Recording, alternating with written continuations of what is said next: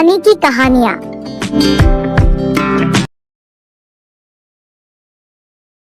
श्राद्ध पक्ष में कौवे को भोजन कराने का राज। श्राद्ध के समय लोग अपने पूर्वजों को याद करके यज्ञ करते हैं और कौवे को अन्न जल अर्पित करते हैं। दरअसल कौवे को यम का प्रतीक माना जाता है। गरुड़ पुराण के अनुसार अगर कौवा श्राद्ध का भोजन ग्रहण कर ले तो पितरों की आत्मा को शांति मिलती है। साथ ही ऐसा होने से यम भी खुश होते हैं और उनका संदेश उनके पितरों तक पहुंचाते हैं। क्या है इसके पीछे का कारण?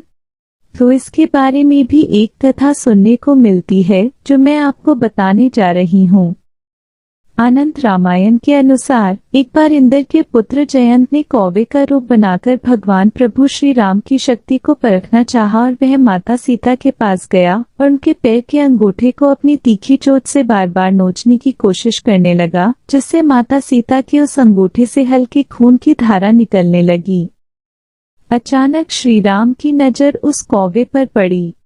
ये देखकर श्री राम को बहुत गुस्सा आया और उन्होंने तुरंत ही एक बाण निकाल लिया, उसे इस तरह मंत्र पढ़कर उस कौवे पर छोड़ा जिससे वो कौवा यानी कि जयंत घबराकर वहां से भागा। सबसे पहले वह भागकर अपने पिता इंद्रदेव के पास गया। पिता की शरण न देने पर जयंत भयभीत होकर ब्रह्मलोक, शिवलोक समेत सभी लोकों में व्याकुल होकर भागता रहा, लेकिन उसे किसी ने भी नहीं रुकने दिया, क्योंकि प्रभु श्री राम के दोषी को कौन पनाह देता और उसे बाण से छुटकारा नहीं मिल रहा था।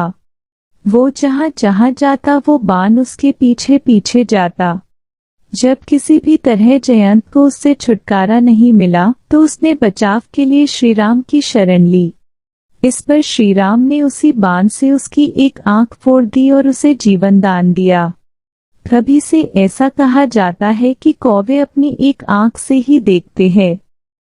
काफी समय बीत जाने के बाद श्री राम अपने दरबारियों के साथ राज्यसभा में बैठे थे।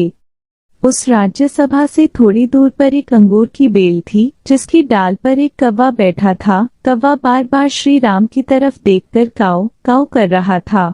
जब श्री राम ने कौवे को देखा तो उनके मन में दया आ गई। प्रभु श्री राम कौवे के पास गए और बोले, मेरे ही बाण से तुमने अपनी एक आंख खोई है, इसलिए मैं तुम्हें दर्द से मुक्त कर तुम्हें वरदान देता हूँ कि आज के बाद से इस संसार की सारी भूत, वर्तमान और भविष्य की बातों को तुम जानते रहोगे। गृह प्रवेश के समय अगर तुम किसी व्यक्ति की दाहिनी तरफ से निकल जाओ तो शुभ संकेत बन जाएगा, और यदि किसी के पिंडदान करते समय तुमने भोजन ग्रहण कर लिया तो पितरों की आत्मा को शांति मिलेगी।